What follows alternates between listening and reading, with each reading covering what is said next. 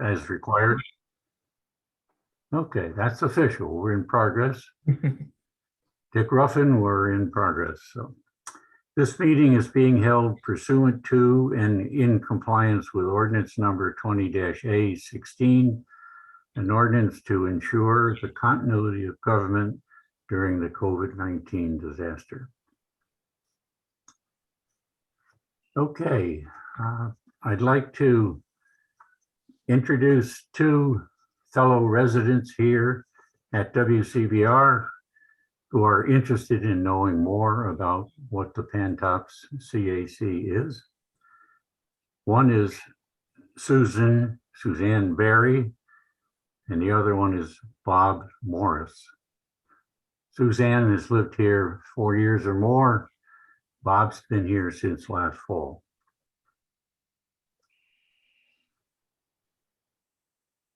I'm going to move on now to the meeting minutes from November. You should have received a copy by email. Are there any corrections or additions that people would like to make? Ron Brunfield, what's up? Yeah, I have item number 6 under the Overlook Hotel, about the side, making a pedestrian connection to the sidewalk out to Abbey Road.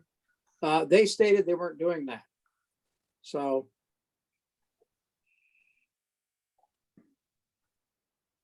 I may say the reason is that the people on Abbey Road don't want it. yeah, that adjacent owner, yeah. We'll come back to that topic, Ron, as part of the agenda. I wasn't trying to imply that there was yes or no on it. They did identify that they plan to put in a sidewalk as of last November. Oh, okay, yeah, when I first read it, I couldn't tell whether you were saying, just stating that it was being discussed or, but when and then I thought, well, maybe you're saying that there would be one, so. That's just the way I read it. It's still a work in process. Yeah. Welcome, Stephanie. Glad to see you tonight. So we have a quorum, so we can move ahead with that. Thanks, Dick. I was on another meeting. I had to, so back-to-back meetings. So another one ran over a little bit. So I apologize for being late. Well, keeps you out of mischief, I guess. Do I have any corrections or additions to the November 25th meeting minutes? Hearing none, I state that they are approved. Dick, I did not see them. Were they sent out? I think Yes. we also missed the October minutes as well. I don't think either of them were sent out. At least I didn't get them. No, there was a glitch somewhere in the system. I wrote them up, the October meeting. I intended to send them, whether I did it or not, I can't say. I know I got the November meetings in and Carolyn distributed for us. Brian, you have a question? You got your symbol for a hand being up. Yeah, you're muted, Brian. Brian, if you want to talk, you got to take your mute off.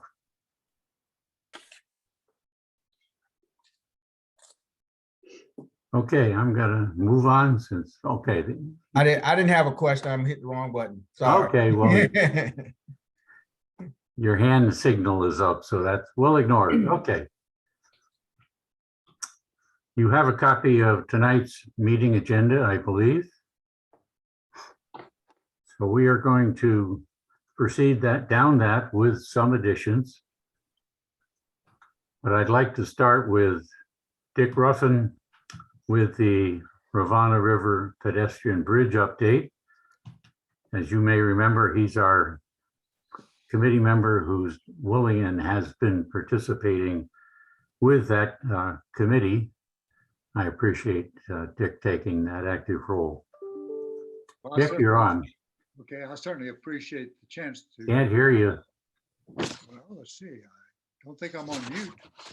No, you're not on mute. You're just on low volume. At least in my set, you're on low volume. Okay, I'll turn it up a little bit. Grateful to have the chance to represent all of us and to keep in discussion with you. Ron Brownfield is also following things closely. I think the first thing to say is that it is an exciting project. It's good for Albemarle County. It's good for the city. Most especially, I think it's good for connectivity between the two. And it's good for the river, getting focus on the river. So I think it's a win-win, whatever decision is finally made about the location of the river. And of course, we have of the bridge. And of course, we have to get the funding. There've been 3 meetings since we were last together and 1 site visit. And they have covered a lot of ground.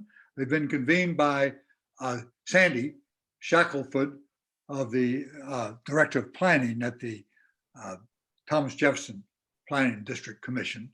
And she's done a great job. Let me give you an idea about who some of the people on the committee are. I'm gonna share a screen.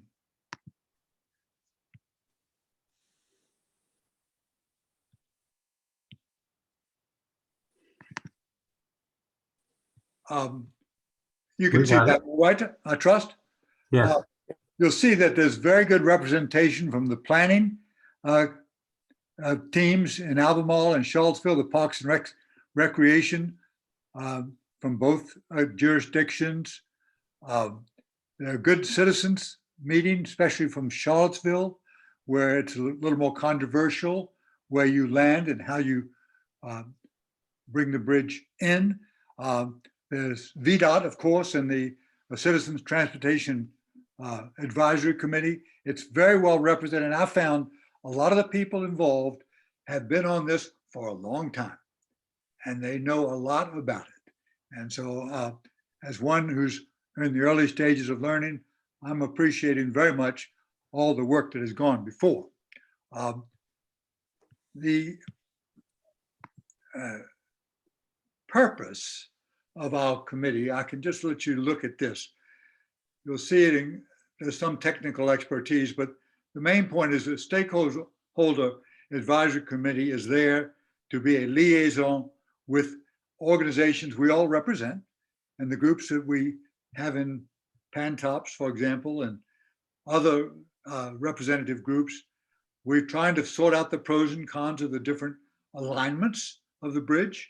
And we're supposed to provide some guidance to the Charlottesville Albemarle Planning Office, both in terms of which alignment we think works best and other considerations that we all feel need to be taken into consideration.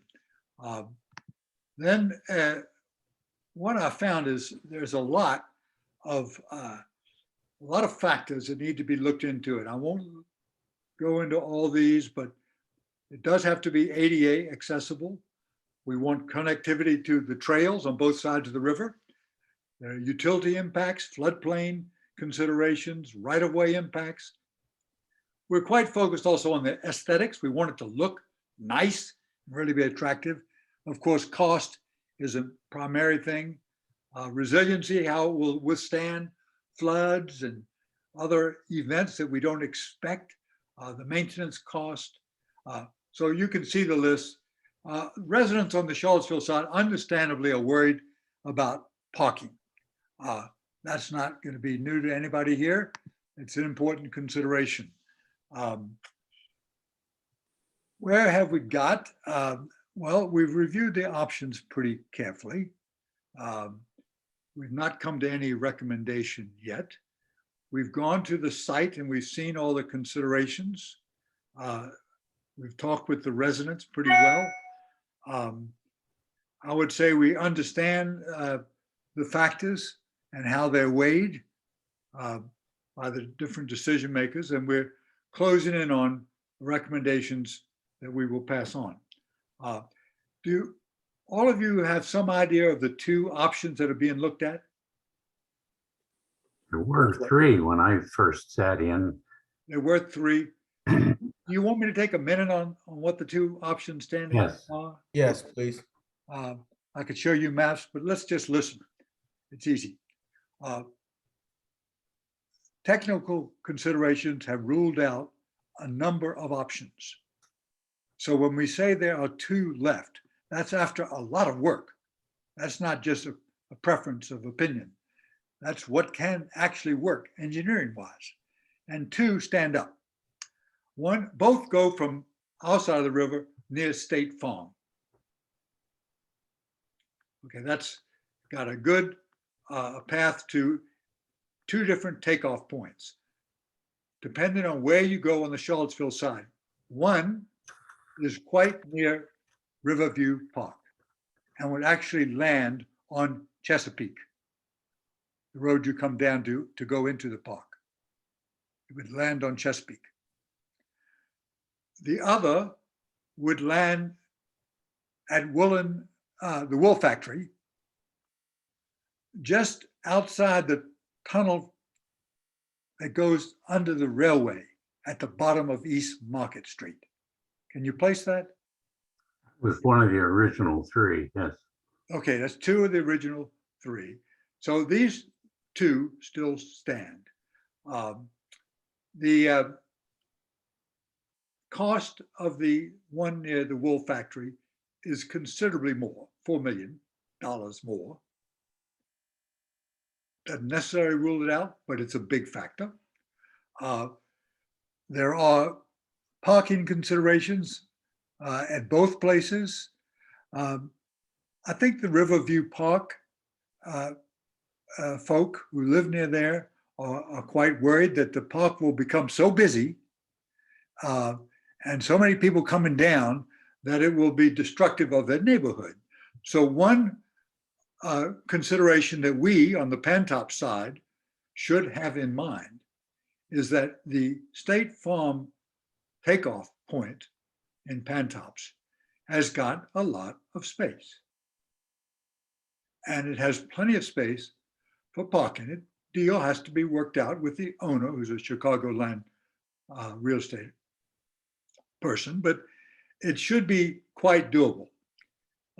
Therefore, we might even attract some people who would like to go on the bridge and use it for bicycling and maybe hiking to park, if they're gonna park, on the Pantops side. That would certainly relieve some potential congestion at the Riverview Park place. I don't think I should go into all the considerations, but you saw the list. There are a lot. One of the important ones that you may not have thought about, you can imagine that the funding for this is coming from VDOT, right? VDOT. There's a very elaborate process, which B knows all about, called Smart Scale. And they have 6 major criteria for any project that they fund. And they grade according to these 6 criteria. It's a cost benefit analysis, like I used to do in the Pentagon. I mean, they're very careful. And they have, cost is one of them, of course, but safety, and one you may not think about is economic development. They would hope the crossing might be a little boost to some firms and businesses that are near at hand, you know, either on Broadway or the wool factory itself. They would hope for that, or on our side eventually too. So that's a factor. Accessibility is a big factor. Safety is a big factor. Environmental quality is a factor. We do not make these judgments. VDOT makes the judgments, and they grade us. And we're in a competition. We are not the only people vying for VDOT's money, okay? We've got some positive indications. They encouraged us to move ahead, but there's no guarantee. So as I say, the cost factor will be important. So will these other 6 factors. And we have, in terms of the timeline, we have a need to get the preliminary application already on March 31st. the final application in May. A lot has to be done in a short time. And Sandy and her team are pretty well on top of this. I think we can do it. The actual bridge you may not see for 8 years. You know, these things take time. It'll take time to get it funded and into someone's budget, and it'll take time to build it. But getting the application in on time is critical, as far as I can make out. Maybe Rachel could say otherwise, or B, but I think we don't fool around with the timeline. We need to do it. So one of the things, and I'll close with this, is that we need to engage our community as best we can. And the stakeholder group is designing a survey. It's basically designed, but I think it needs a little work. We should finish it by Friday. And then we would provide that survey. I would like to give it to all of you. So whatever circles of relationships you have, whether it's at Westminster Canterbury or some organization you're part of, we should definitely try to circulate people. I will certainly do that in Riverside Village. We want them to say what are the priority concerns for them. What do they care about? And this survey would allow them to say what they care about. It would allow them to say why they prefer one option versus another option. They may not have all the background, our people, all our friends, they may not find it easy to do that, but we think with good public engagement, we can begin to generate some more excitement about this project, get people to look forward to it.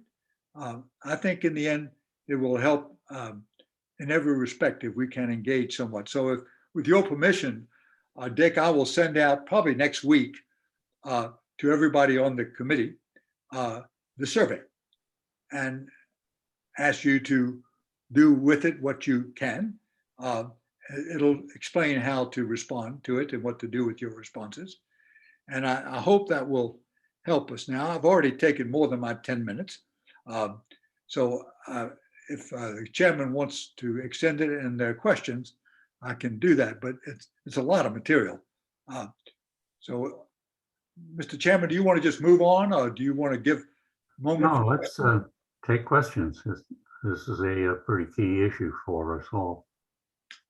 Dick, I have a question. I'm just not sure exactly the terrain as far as how it goes through things, but so a couple of years ago, there was a trail access to the Riverview Trail from the pre-bridge.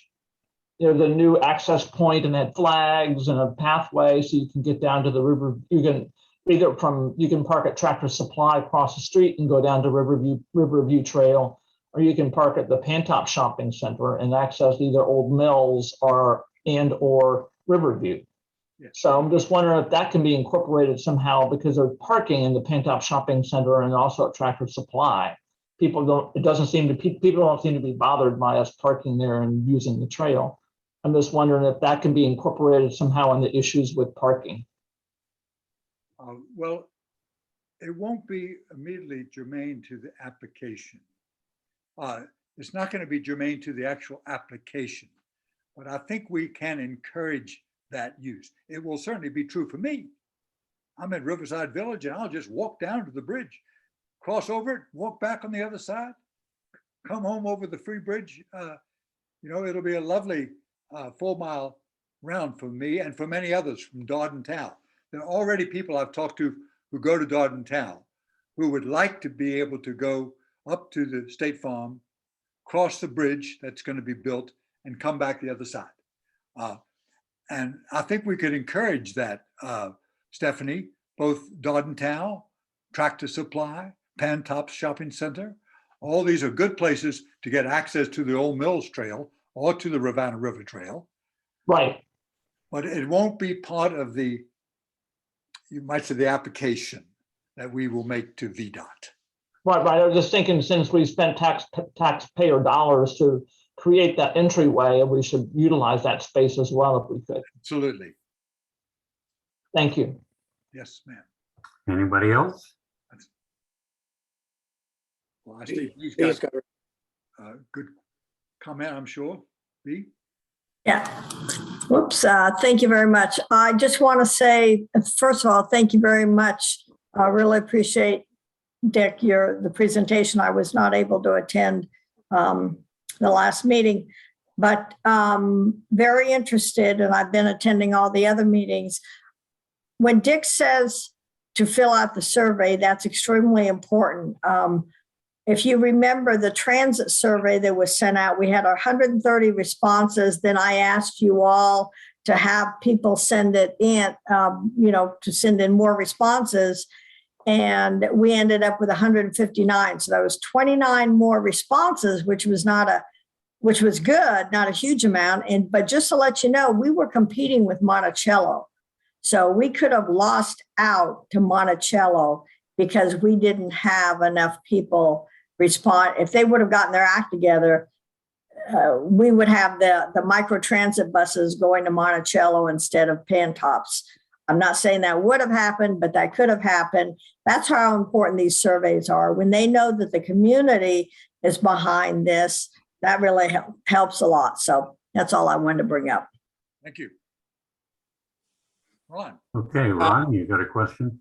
Dick, has anybody studied whether there's a real interest in bicycle users using this new bridge as a way to get to jobs in the city from or vice versa, from the city to the county, or vice versa?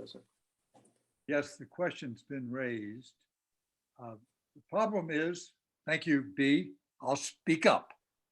The problem is it's very hard to get that data. And an attempt to get the data might get wrong data. We're going to have to make this so attractive that people will want to do that. Certainly from the new development near Martha Jefferson, to go get a beer, on Broadway could be a 5-minute ride. Yeah. Faster than you can get in your car and find a beer place. So let's encourage that. I think in the near, you could say the near abroad, the places near both ends, I think we'll find some reason. There could be even some folk who are looking for a job, find one at Martha Jefferson and see this bridge as a nice way to commute, at least on a nice day. So yes, but we haven't found a way to get that data accurately.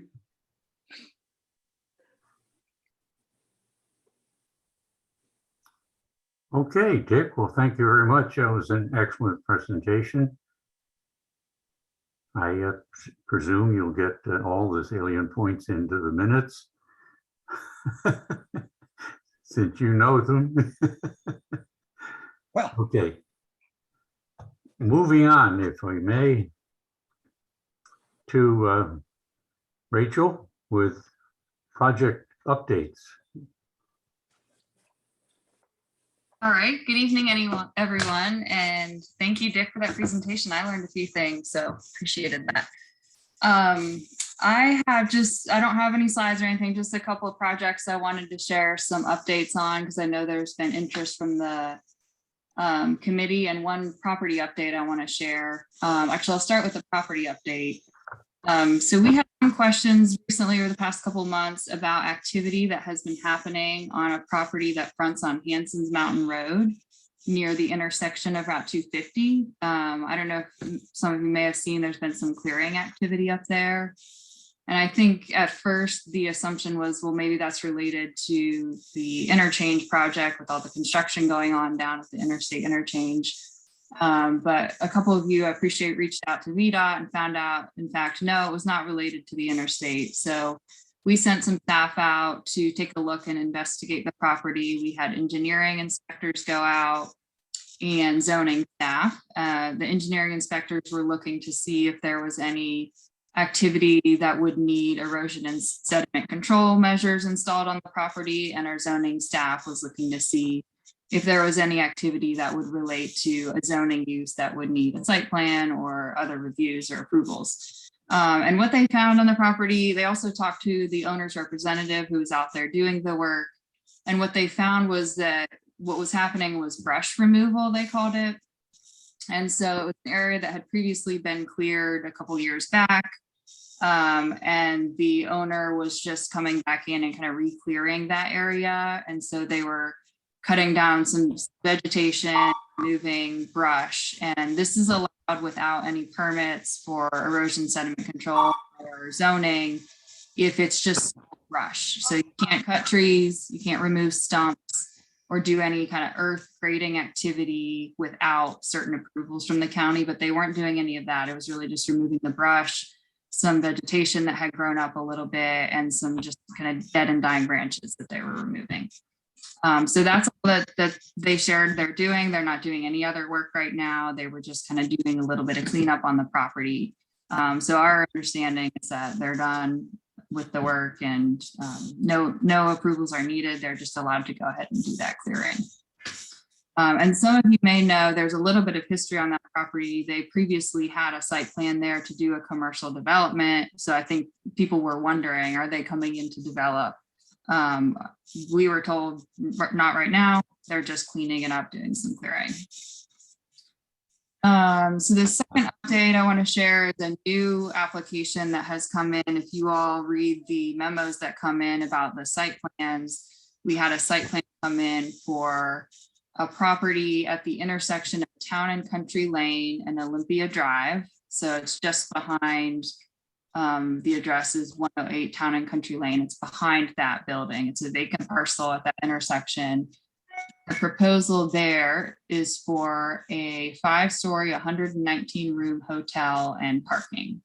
And that was an initial site plan submittal. So that is just starting our review process. It's still under review. We haven't sent the comments to the applicant yet because it just recently came in.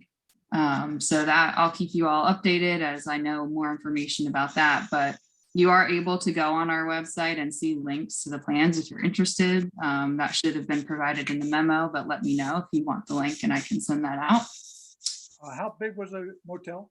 Where did you? It's 119 rooms and 5 stories. That's the initial proposal. And if I can interrupt, I'm sorry, it's right behind Guadalajara and Marco's Pizza. So you'll see some of it from 250, but it's behind those buildings. Do we know who the owner is, the chain? Or Pardon? do we know who the owner is? The chain, who the chain of the No. brand? It's a Marriott, I believe. They're not the owner, but it's a Marriott proposal. Marriott. Probably one of their, yeah, I don't know. Probably not the JW Marriott, but who knows? Well, the newspaper article that I read said it was oriented towards a suite hotel, Right. and nationally, suite hotels are growing as opposed to non-suite hotels because of the fallout from the Pantops virus. Because of the fallout from what? The COVID virus. Yeah. Oh, yeah. So they want larger rooms. Spaces. Right. And More they're space. using it as an office as well as a residence. Got it. To overlook. Rachel, Pardon? I just have one quick question. I'm just wondering about, I know that the Holiday Inn Express is open, the one that's behind Wawa there. When I've driven by there occasionally when I get gas or something, very few cars there. It doesn't look like it's much occupied. And we're building a new one. It looks like potentially the one that's going to be up on Pantops Mountain by Giant, that new one, that proposal. So is there really a need for another hotel? Has there been documentation of some type of data that would show why we need a third hotel in that very close area? I can answer that. We don't, that's not what we look for when it's a commercial site and someone owns it. And I've got my dog behind me nudging me. But you have to wait and see who offers what. So we don't say you can only put this here or there. We try to, on properties we know that are vacant, we try to elicit, let's say, high-tech, light manufacturing, high-paying jobs. Other sites like this, whoever owns it, they can do what they want. Presumably, they've done their homework.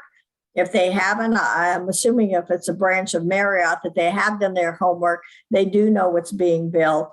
And evidently they are expecting an influx, Okay, eventually. thank you for the explanation. I was just kind of, within a half a mile, less than a half mile radius, you've got 3 hotels. So it's kind of Yes. Well, like. and the good news, Need for all that. yeah, good news, Stephanie, is a Holiday Inn. You don't notice it that much. This one you wouldn't. The one on near Giant is going to be a little more visible. Thank you, B. Well, thank you for that response. The last project I'll share is, and probably most of you are aware, many of you are aware, is that Overlook Hotel had their planning commission public hearing earlier this month. And the planning commission recommended approval of that. They had a couple small changes that they were recommending. I think one about additional landscaping and a pedestrian connection to a neighboring property. And I see that Corey is here, so he might be able to provide a little more context. I wasn't at the meeting, so if you all have anything you want to share on that. The board public hearing date, board has final approval. So planning commission makes a recommendation and the board will approve. That has not been scheduled yet. Andy, the lead planner, I talked to him today. He's trying for a March date, but hasn't had confirmation yet from the clerk that that date is available. So I'll let you all know once that is scheduled, but it's looking like potentially March. Hey, Rachel, I think you did a great job recapping it. I think the only thing I would add is we discussed in pretty great detail the importance of exploring a pedestrian connection between that site and the Giant area of commerce over there. And then with the trees, we had a pretty great discussion in terms of the size of the building. I believe it's 4 stories, and they were asking for an exception to a step back requirement. And that was granted. And instead of that requirement, we said we want more landscaping along 250 to kind of soften it. But the site is set back enough from 250 where we didn't think it would be obtrusive, if I guess is probably the right word for that. But we did recommend that, and it'll be going before the board at a date in the near future. Great, thanks for that context. And that's all I had on my update, but I'm happy to answer any questions or at least take any questions back and try and get them answered later if you have any. Yeah, I have a question regarding the Overlook. Corey, any preliminary drawings? The drawings that were submitted, I would say they're very diagrammatic in a sense. And so, yeah, there's more like a block out plans, and they had like a rudimentary rendering, if you will, but nothing in great detail. Okay, and how are they proposing to have the pedestrian connection? Because there's a great difference in elevation. Yeah, they really had not done that yet. I believe the explanation we had gotten from the applicant was that they had tried having that conversation with the bank that's adjacent to it, but they hadn't had much luck. And so we kind of sent them back saying, hey, try a little harder and at least, vet it out. But it is a very steep elevation grade. We just thought it'd be so unfortunate if they get in your car and drive next door to the Bojangles or whatever from that hotel. So if we can make it work, it'd be great. What about going out onto 250 vis-a-vis a sidewalk and connecting? Yep, you can certainly do that now. Nothing stops you from doing that now, but that's not a terribly pleasant walk. In fact, I told them sometimes I go for a run along that route. That's not a fun spot when cars are zipping by you at 50 to 55 mile an hour on 250. Can they widen the sidewalk? Could that be a solution? I think so. We didn't mention that, but obviously that would add project costs to it. But I think it's something that could be explored for sure. Okay. Yeah. Thank you. Thanks, Corey. Yep.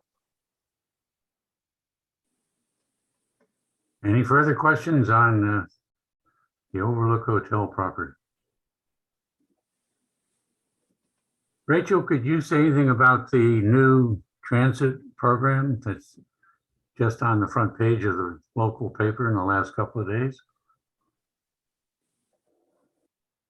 I think actually Supervisor Lupisto Kirk is an expert than me, and she's very enthusiastic about it. So maybe B, do you want to respond to that? Yes, thank you very much. Thank you, Rachel. I am so stoked about this. I gotta tell you, this will, we're part of a pilot program. The buses, which would be up to 25 people in a bus, smaller bus van, there would be one circulating at all times in the Pantops area. There would be 2 in 29 North. And what they would do, it would be an app-based call for service. So let's say you live in, the Pantops area behind wherever, and you call and the bus will come and pick you up. And then if you want to go to UVA, of course, there's not a direct line to UVA, but it will connect you to a CAT bus that takes you to UVA. So it will take you to that connection, which is something we've been missing. So the only direct CAT route we have is basically to Martha Santera. So this provides opportunities to get into Charlottesville using a smaller transit that's on demand. So what is the difference? Well, John, as you know, is more for ADA and older people, disabled, whatever. That costs $1 or $2 a ride. This would cost $2, $3, maybe $4 a ride, but I think $2 to $3. They want to keep it in that realm, as opposed to Uber, which costs a lot more money to get from point A to B. So it's really exciting. We were talking about this, a couple of years ago, to have a continuous loop to get people in Pantops around. Now, you don't have to go to Charlottesville. If you want to go to Giant, you live in Fontana, you want to go to Giant, you call up, you get your app, you live in Key West, you use your app and you go to the Giant Shopping Center or the Pantops Shopping Center, the Social Security building. It's a service with a continuous bus from, let's say it's from 9 a.m. to 6 p.m. I think those are the times, Monday through Friday. Pilot program, it's going to last for about, I think it's going to be a year or 18 months. And then we will have to subsidize it. So we want to make sure that it works, because this gets everyone from one side of 250 to the other side of 250 safely. What are the times again, B? Pardon? What are the times It's again? 9 a.m. to 6 p.m., Monday through Friday. So B, if you're going somewhere in the city, the bus is probably going to take you to the downtown transfer. Yes. center. Well, I don't know if it'll be the downtown transfer. It will take you to the nearest CAT connection to be able to connect to where you want to go. Yeah. If it's Albemarle High School, it's probably going to take you downtown, I assume. And then connect it. That I don't know yet, Ron. But what's exciting is that 29 North will have 2 vehicles. Pantops, we have a lower population, will have 1. But the 29 North is close enough to Pantops that if we get busy, one of those buses will go into Pantops to help out there. So it's like a win-win for us. I'm so excited. And both of those areas happen to be in my district. Don't know how that happened other than we needed it. Good work. Yeah. When does it start? The buses should be ready in December. This was the third survey I was talking about, because we were in contention with Monticello. So believe me, at the meeting, the supervisor that covers Monticello was saying, well, we really need this in Monticello. It's like, nah. But anyway, we won out. Great. Thank you for all your efforts, B. We greatly appreciate it. Well, it makes sense. I mean, since we don't have a bridge that goes from one side of 250 to the other, we need to get people from point A to B, and it's a like I said, it's an app-based program, doesn't cost very much at all. And it could be one person on the bus. You don't have to get 25 people. What are So- the outer boundaries of the program geographically? Just basically the Pantops area, which would, that's a huge area. I don't have the exact, do you have that, Rachel, showing the map? There is a map that shows the 29 North area and it shows the Pantops area. So it's a good size Yeah. area. Yeah, I don't have that right now. Okay. I can send it around though, if you'd like. Yes. So we'll get that and we'll forward it to everybody. But this is it's thinking transit in a different way that meets our needs, because we have urban, we have rural and needs in between. But basically, it doesn't cross the river at any point. Does it cross 64 at any point? But I don't think so unless it takes it has to take it to a transit stop somewhere to be able to connect to a CAT connection. So it might. I think CAT's route number 10, is it? Yes. Pantops, that will cease, as I understand it. And that's good, because I see it all the time. There's almost nobody on it. And so that's a waste of resources in one sense. So Well, I think it will connect to Route 10. yes. Right? Yes, and so Yeah. then that will take it into downtown. Right. Sorry about the doggies. They're not well trained. Any other Thank you. questions? Thank you. And thank you for letting me speak to that. It's just, it gets my blood going, I got to tell you, because I just was so happy about that. Good. Anything else on your agenda, B, that you would like to bring up? Well, I can, regarding getting the photo speed cameras, we've got, we had initial, well, let me put it this way. Rob Bell is not he has sponsored a bill to get speed cameras. However, his provisions say that we cannot use an outside provider, like to set up the cameras and collect the money and, send out the fines. That's not good. And we cannot, and any profits that we have from that have to go to the state literary fund. And then there was one other provision. Oh, the third provision is that the state police had to approve the roads that we were saying needed the photo speed camera on them every year, once a year. Okay, that's not a problem because, law enforcement, we all work with each other. So that one wasn't a big deal, we think. But the other two don't work out. So I wasn't happy about that.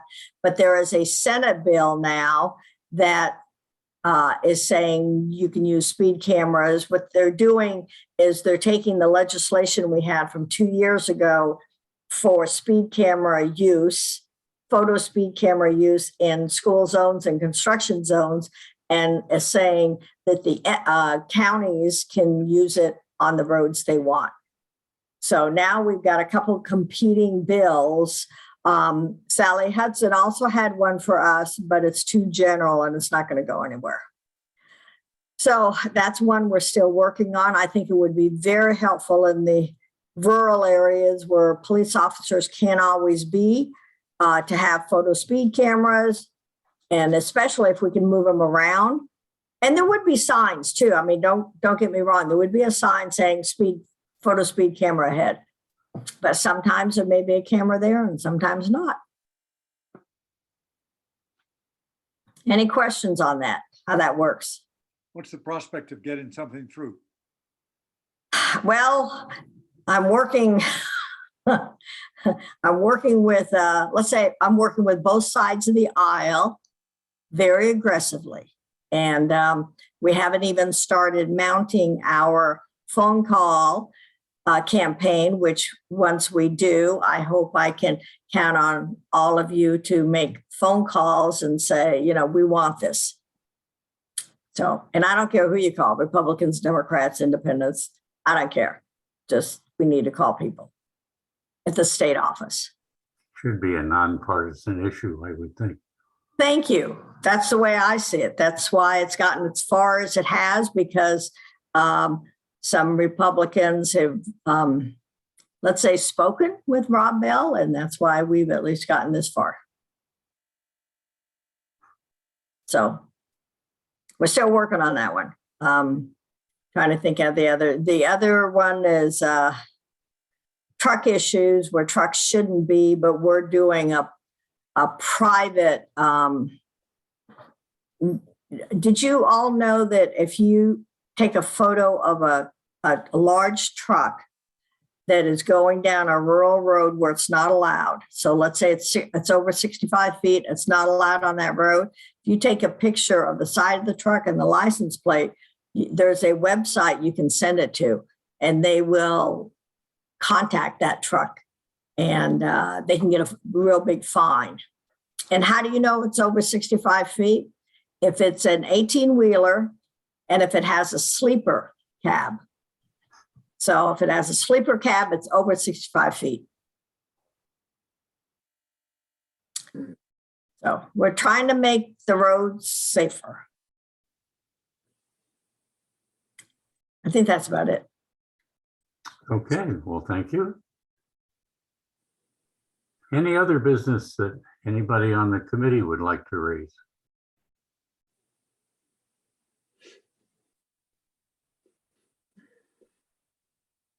Oh, I did think of something else. I'm trying to get a red light put up at 20 and 250. So the police are looking into installing the red light camera. The one that was used at Rio and 29. So using that to put at 250 and 20. And the improvements to 250 between Hanson Road and 20, I guess that's been pushed back a little bit. So it's not going to happen for, I think, till 20. They won't start till 2023. Is that correct, Rachel? Do you remember if that was? But I think I pushed it back a year or something. But it is happening. It's just going to take a little while longer, VDOT. Is there any date on when the median on 250 work is going to start, or? I'm sorry, what? The median work on 250. Well, that's all part of it. The same thing, okay. Yeah, that's all part of it. And that's not going to happen probably till 2023 or 2024. So, but it's coming. It needs to happen before all these motels get going. More traffic.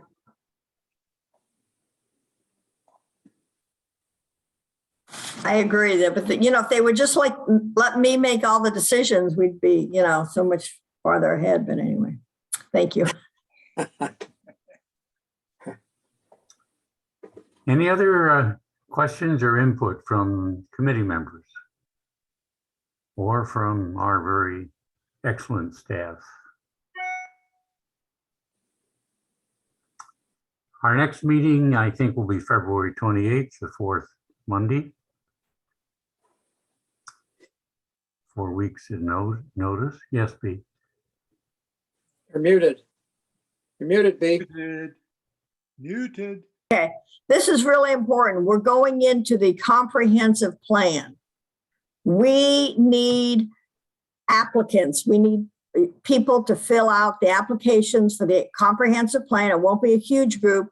I think it's going to be about 10 months, Rachel, maybe. And you get paid. I mean, you get paid a huge amount. It's like $1,000 total. And it's about 10 hours a month, but this is really important. We need public input, but we need, and we want to get input from people who are, normally aren't at the table, so we want to get a good group of people giving their time, their ideas on this comprehensive plan, because this is going to set the stage for, Rachel, is it the next 10 or 20 years? It's a 20-year plan. 20-year plan. So you're touching 20 years of the future. So we, I encourage you all to fill out the application. And I've already talked to Corey about, doing it or getting friends or whatever, people he knows, because you want someone who's really going to be vested in this process. It's extremely important for the whole county. This is our future. Land use, this is our future. What's the application for, though? What are you applying? To be on the committee. Ah, Yes. To be on the committee. So it's not a huge committee. So, we're going to, choose who's going to be on the committee. But if you all, or if you know other people that would like to do this, When and how are the applications going to become available? That's a really good question. It's going to be soon. Hey, Rachel, do you know? So we are looking at Monday. A week from today is our goal. But I will be happy we're building a project web page right now for the comp plan update to share more information about that project. And we'll have the application on there. And our goal is to go live Monday, so a week from today. And I'd be happy to send that around as soon as it is live. Yes, if you would send it to everyone, and then that way also, if they know people, they can send it out. So the application would be available, you think, as of Monday? That's our goal. And That's our goal. we're going to do a lot of outreach too. We'll contact the media. It'll be on the county's webpage. If you subscribe to our newsletter, we'll go out through that. And then we'll probably try and do some pop-ups too, like show up different places around the county. So definitely appreciate you all helping spread the word with your networks and communities and neighbors. So Monday is our goal, and try my best, but definitely next week. If it's not Monday, it'll be sometime next week. It'll be up. And when would the meeting start? Would that be in March? Probably late March would be because we would have about a month-long application process, or we'd have our application open, and then we'll have a selection process, and then we'll have our first meeting a couple weeks after that. Yeah, the whole comp plan will take about 2 years to write up, but I think your involvement would be, why do I think 10 months? Is it? So that will be the first, we've broken it into a 4-phase project, and phase 1 will probably be between 6 and 9 months. And then we'll have 3 more phases. So we're kind of seeing how each phase goes for our engagement. We might tweak our engagement approach after phase 1. So that'll be the initial commitment, but it could be 2 or more years if we continue the committee. So if you're on the first phase, would you necessarily have to be on the second or third phase? That wouldn't be a requirement. I mean, certainly as long as the person could participate, but I think we shared with the board at your last meeting that we're going to check in at the end of each phase on the engagement for the upcoming phase. So we just don't know yet if the working group will be continued the whole time. Probably it would make sense if it's working well, we would, but we don't know for sure at this point. All right. Rachel, who is driving this? One person or one group in your office or in the county office? The comp plan project, you mean? Yes. So that is our team. It would be myself, Tori Kanelopoulos, and Michaela Cardi, that are long range planners. We'll be kind Okay. of and obviously collaborating with quite a few people, but we're the lead. So I think you've all read about our new police chief, Sean Reeves, who comes from within the department. I think really good guy, has a master's and bachelor's, master's, and seems like a really good guy. Came from within, and that's unusual. But he knows the county, and I think that's going to do us well. We're also looking for a new county attorney, so we should have that within the next few weeks too. Everybody's retiring, so none of you guys retire, okay? Nobody retires, nobody quits. I'll come looking for you. I'll send my dogs after you. They'll lick you to death. Okay. Any other questions? Well, we did it in just under 1 hour. That's almost record time for us. Thank you all for your participation. Stay in contact anyway on the internet, and we'll see you in 4 weeks roughly. Okay, thank you, Rachel and Yeah. Carolyn for setting this up for us, and B for your participation. My pleasure.